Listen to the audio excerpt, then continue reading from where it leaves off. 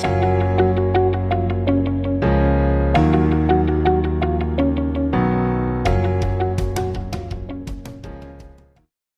Friends, welcome to GK 2020। आज का ये वीडियो भारतीय स्वतंत्रता संघर्ष की सीरीज़ का पार्ट 3 है। इस सीरीज़ में मैं भारतीय स्वतंत्रता संघर्ष के महत्वपूर्ण क्वेश्चनों को शामिल कर रहा हूँ। इसके अलावा आपको बता दें कि यह सारे क्वेश्चन लिसन बुक के ऊपर बेस्ड है और इसमें कुछ एक्स्ट्रा फैक्ट को भी मैंने अपनी तरफ से जोड़ा हुआ है ताकि सारे क्वेश्चन को आसानी से आपको समझा सकूं और आपकी नॉलेज को बढ़ा सकूं। तो चलिए शुरू करते हैं। पहला क्वेश्चन है, आज़ाद हिंद फौज के प्रथम डिवीज़न का गठन किसके द्वारा किया गया था? तो आज़ाद हिंद फौज की प्रथम डिवीज़न का गठन कैप्टन मोहन सिंह के द्वारा 1942 ईस्वी में किया गया था। अगला प्रश्न है, आज़ाद हिंद फौज के सफल गठन का श्रेय किसे दिया जाता है? तो आज़ाद हिंद फौज के सफल गठन का श्रेय रास बिहारी बोस को दिया जाता है। तो आज़ाद हिंद फौज के गठन का जो सबसे पहले मन में आया था विचार, वो कैप्टन मोहन सिंह के आया था, लेकिन कैप्टन मोहन सिंह के द्वारा सफलता रूप से आज़ाद हिंद फौज का गठन नहीं किया जा सका था, लेकिन बाद में रास बिहारी बोस के द्वारा इसे सफलतापूर्वक गठित किया गया था और आगे चलकर सुभाष चंद्र बोस को आज़ाद हिंद फौज का सर्वोच्च सेनापति नियुक्त किया गया था। अगला प्रश्न है, सुभाष चंद्र बोस को आज़ाद हिंद फौज का सर्वोच्च सेनापति कब बनाया गया? तो आज़ाद हिंद फौज का सर्वोच्च सेनापति सुभाष चंद्र बोस को अक्टूबर 1943 में बना दिया गया था। अगला प्रश्न है, आज़ाद हिंद फौज की महिला ब्रिगेड का नाम क्या था? महिला ब्रिगेड का नाम जो था लक्ष्मी रेजिमेंट था, लक्ष्मीबाई रेजिमेंट। अगला क्वेश्चन है, आज़ाद हिंद फौज के तिरंगे पर किसका चिन्ह था? तो आज़ाद हिंद फौज के तिरंगे पर दहाड़ते हुए बाघ का चिन्ह है, टाइगर का चिन्ह है। अगला क्वेश्चन है, नेताजी ने अंडमान और निकोबार द्वीप को क्या नाम दिया? तो नेताजी ने, सुभाष चंद्र बोस ने जब अंडमान और निकोबार द्वीप को जीता तो अंडमान को शहीद द्वीप और निकोबार को स्वराज द्वीप का नाम दिया। अगला प्रश्न है, सुभाष चंद्र बोस का जन्म कहाँ हुआ था? तो सुभाष चंद्र बोस का जन्म कटक उड़ीसा में 1897 में हुआ था। अगला प्रश्न है, नौसैनिक विद्रोह कब और किस जहाज के नौसैनिकों ने किया था? तो नौसैनिक विद्रोह फरवरी 1946 को INS तलवार के नौसैनिकों ने किया था। फरवरी 1946 को INS तलवार के नौसैनिकों ने किया था। अगला क्वेश्चन है, कैबिनेट मिशन दिल्ली कब पहुंचा था? तो कैबिनेट मिशन दिल्ली 24 मार्च 1946 को पहुंचा था। कैबिनेट मिशन दिल्ली 24 मार्च 1946 को पहुंचा था। कैबिनेट मिशन के कौन कौन सदस्य थे? कैबिनेट मिशन के सदस्य कौन कौन से थे? तो वो थे sir Stafford Cripps, Patrick Lawrence और AB अलेक्जेंडर। अगर आपसे क्वेश्चन पूछ लिया जाए कैबिनेट मिशन के सदस्य कौन कौन से थे, तो स्टीफर्ड क्रिप्स, पैट्रिक लॉरेंस और AB अलेक्जेंडर थे। अगला क्वेश्चन है, कैबिनेट मिशन किसके नेतृत्व में भारत आए थे? तो कैबिनेट मिशन पैट्रिक लॉरेंस के नेतृत्व में भारत आए हुए थे, पैट्रिक लॉरेंस। अगला क्वेश्चन है, संविधान सभा के निर्माण के लिए कब चुनाव कराया गया था? तो संविधान सभा के निर्माण के लिए जब चुनाव कराया गया था वो जुलाई 1946 को कराया गया था। संविधान सभा के निर्माण के लिए चुनाव जुलाई 1946 को कराया गया था। अगला प्रश्न है, मुस्लिम लीग ने प्रत्यक्ष कार्यवाही दिवस कब मनाया था? मुस्लिम लीग ने प्रत्यक्ष कार्यवाही दिवस 16 अगस्त 1946 को कोलकाता में मनाया था। अच्छा, ये प्रत्यक्ष कार्यवाही दिवस क्या था? तो प्रत्यक्ष कार्यवाही दिवस मुसलमानों के द्वारा हिंदुओं की सीधी मारने और काटने का बात था। यही प्रत्यक्ष कार्यवाही था। प्रत्यक्ष कार्यवाही का मतलब मुसलमानों के द्वारा हिंदुओं को सीधे तौर पर मारने और काटने की कार्यवाही थी, प्रत्यक्ष कार्यवाही। अगला प्रश्न है, देश के विभाजन की माउंटबेटन योजना किसने प्रस्तुत की थी? तो देश के विभाजन की माउंटबेटन योजना गोविंद वल्लभ पंत ने बनाई थी और प्रस्तुत भी किया था।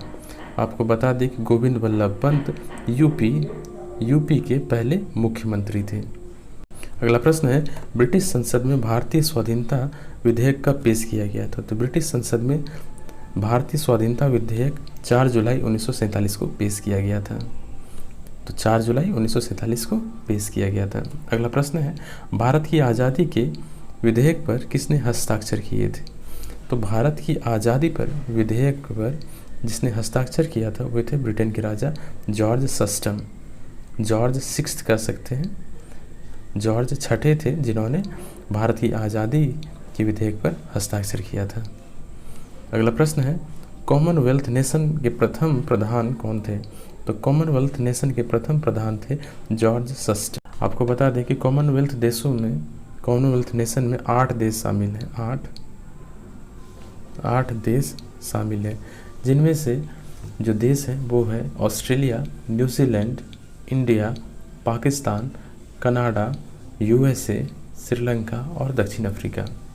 ये 8 देश कॉमनवेल्थ नेशन में शामिल हैं। कॉमनवेल्थ नेशन में वही लोग शामिल हैं जो कभी ब्रिटेन के गुलाम हुआ करते थे। अगला क्वेश्चन है, जवाहरलाल नेहरू के नेतृत्व में अंतरिम सरकार का गठन कब किया गया? तो 2 सितंबर 1946 को जवाहरलाल नेहरू के नेतृत्व में अंतरिम सरकार का गठन किया गया था। अगला क्वेश्चन है, स्वतंत्रता प्राप्ति के समय कांग्रेस के अध्यक्ष कौन थे? तो स्वतंत्रता प्राप्ति के समय कांग्रेस के अध्यक्ष JB कृपलानी थे। JB कृपलानी थे। और जब कांग्रेस का गठन किया गया तो उस समय पहले जो अध्यक्ष थे वो थे WC बनर्जी।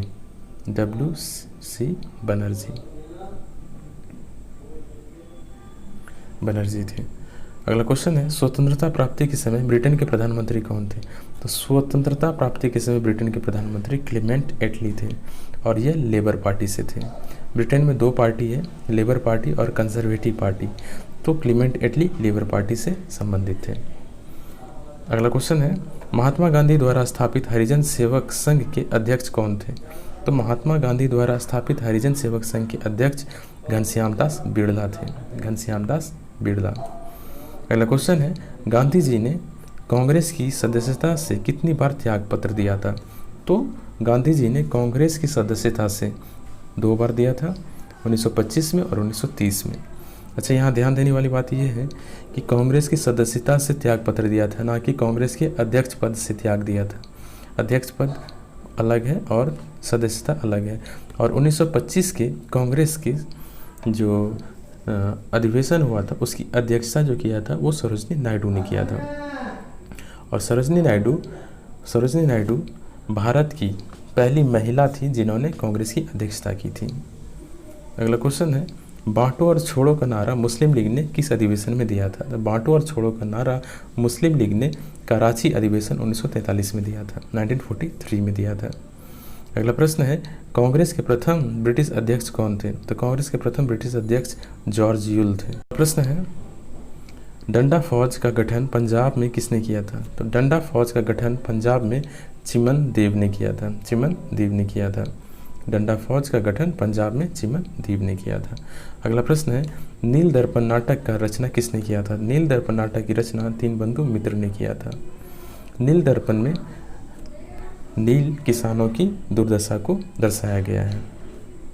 अगला प्रश्न है, आत्मसम्मान आंदोलन की शुरुआत किसने की थी? तो आत्मसम्मान आंदोलन की शुरुआत रामास्वामी नायकर ने की थी। रामास्वामी नायकर का जो आत्मसम्मान आंदोलन था इसका मुख्य उद्देश्य था पिछड़े जाति के लोगों को समान अधिकार दिलाना। और यह आत्मसम्मान आंदोलन 1925 ईस्वी में कराया गया था या किया गया था।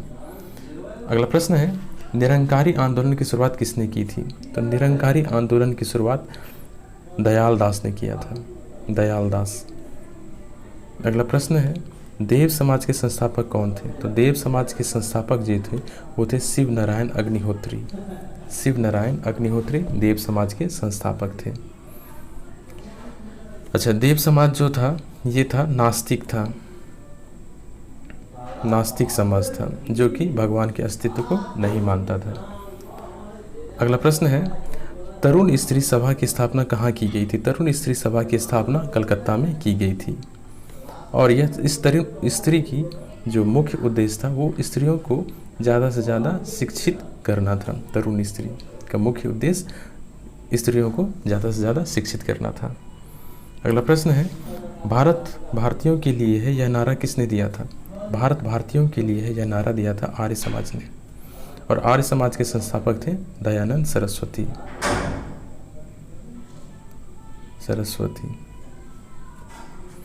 दिल्ली षड्यंत्र केस में किसके द्वारा मुखबिरी की गई थी? तो दिल्ली षड्यंत्र केस में दीनानाथ के द्वारा मुखबिरी की गई थी। दिल्ली षड्यंत्र केस क्या है? दिल्ली षड्यंत्र केस को दिल्ली लाहौर केस के नाम से भी जाना जाता है। यह केस लॉर्ड हार्डिंग पर किए गए बम के हमले का केस है। इस केस में लॉर्ड हार्डिंग पर बम फेंका गया था और इसे ही दिल्ली षड्यंत्र केस या दिल्ली लाहौर षड्यंत्र केस के नाम से जाना जाता है। अगला प्रश्न है, अलीपुर केस में सरकारी गवाह कौन बना? अलीपुर केस में सरकारी गवाह नरेंद्र गोसाई बना था। नरेंद्र गोसाई। अच्छा, अलीपुर केस क्या था? अलीपुर केस मुख्य रूप से जो केस था वो था कि बंगाल में या फिर देश के अलग अलग हिस्सों में अनुशीलन समिति के जो सदस्य थे वो ब्रिटेन के जो भी अफसर हुआ करते थे उन पर बमों से या फिर हथियारों से हमला किया कर रहे थे। तो इन्हीं सारे केसों का एक समूह था ये अलीपुर केस। अगला क्वेश्चन है, सबसे कम उम्र में फांसी की सज़ा पाने वाला क्रांतिकारी कौन था? तो सबसे कम उम्र में फांसी की सज़ा पाने वाला क्रांतिकारी खुदीराम बोस था। खुदीराम बोस को सबसे कम उम्र में फांसी की सज़ा दी गई थी। अगला प्रश्न है, इनकलाब जिंदाबाद का नारा किसने दिया था? तो इनकलाब जिंदाबाद का नारा भगत सिंह ने दिया था। अगला प्रश्न है, शहीद आजम के नाम से किसे जाना जाता है? तो शहीद आजम के नाम से भगत सिंह को जाना जाता है। अगला प्रश्न है, भगत सिंह को फांसी की सज़ा सुनाने वाले न्यायाधीश कौन थे? तो जीसी हल्टन थे। भगत सिंह के साथ साथ सुखदेव और राजगुरु को भी फांसी दी गई थी। तो कब? 23 मार्च 1931 को। 23 मार्च 1931 को भगत सिंह, सुखदेव और राजगुरु को फांसी दी गई थी। अगला प्रश्न है, कांग्रेस को सवर्ण हिंदुओं की फांसीवादी किसने कहा? ये मोहम्मद अली जिन्ना ने कहा था। कांग्रेस को सवर्ण हिंदुओं का फांसीवादी मोहम्मद अली जिन्ना ने कहा था। अगला प्रश्न है, मैं एक क्रांतिकारी के रूप में कार्य करता हूँ, यह कथन किसका है? यह कथन है जवाहरलाल नेहरू का। ये एग्जाम में बहुत बार पूछा गया है, मैं क्रांतिकारी के रूप में कार्य करता हूँ, ये किसका कथन है? तो जवाहरलाल नेहरू का है। अगला प्रश्न है, महात्मा गांधी को सर्वप्रथम महात्मा किसने कहा था? तो महात्मा गांधी को महात्मा सर्वप्रथम रविन्द्रनाथ टैगोर ने कहा था। प्रश्न है, महात्मा गांधी को राष्ट्रपिता कहकर संबोधित किसने किया था? तो सुभाष चंद्र बोस ने किया था। अगला प्रश्न है, सुभाष चंद्र बोस को सर्वप्रथम नेताजी किसने कहा था? तो सुभाष चंद्र बोस को सर्वप्रथम नेताजी एडोल्फ हिटलर ने कहा था। अगला प्रश्न है, सरदार वल्लभ भाई पटेल को सरदार की उपाधि किसने दी? तो पटेल को सरदार की उपाधि बारदौली की महिलाओं की ओर से गांधी जी ने दिया था।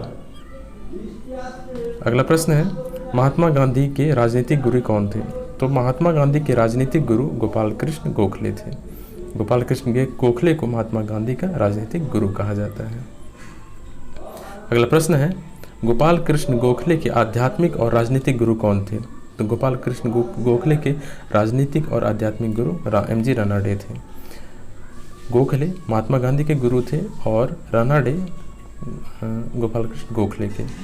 अगला प्रश्न है, शुद्धि आंदोलन के प्रवर्तक कौन थे? शुद्धि आंदोलन के प्रवर्तक दयानंद सरस्वती थे। इसी शुद्धि आंदोलन को श्रद्धानंद ने आगे बढ़ाया था और जिनकी हत्या कर दी गई थी बाद में। इस शुद्धि आंदोलन में क्या किया जाता था कि जो भी हिंदू धर्म से भटक गए हैं और किसी और धर्म को अपना लिया है उन्हें फिर से हिंदू धर्म में वापस लाने का कार्य किया जाता था इस शुद्धि आंदोलन में। अगला प्रश्न है, सुभाष चंद्र बोस के राजनीतिक गुरु कौन थे? तो सुभाष चंद्र बोस के जो राजनीतिक गुरु थे वो थे देशबंधु चित्तरंजन दास। चित्तरंजन दास को देशबंधु के नाम से संबोधित किया जाता है। अगला प्रश्न है, भारत का बिस्मार्क किसे कहा जाता है? तो भारत का बिस्मार्क सरदार पटेल को कहा जाता है, क्योंकि बिस्मार्क ने जिस प्रकार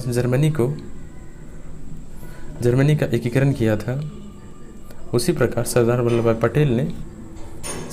भाई पटेल ने भारत का एकीकरण किया था। अगला प्रश्न है, भारतीय पुनर्जागरण के पिता किसे कहा जाता है? भारतीय पुनर्जागरण के पिता राजा राम मोहन राय को कहा जाता है।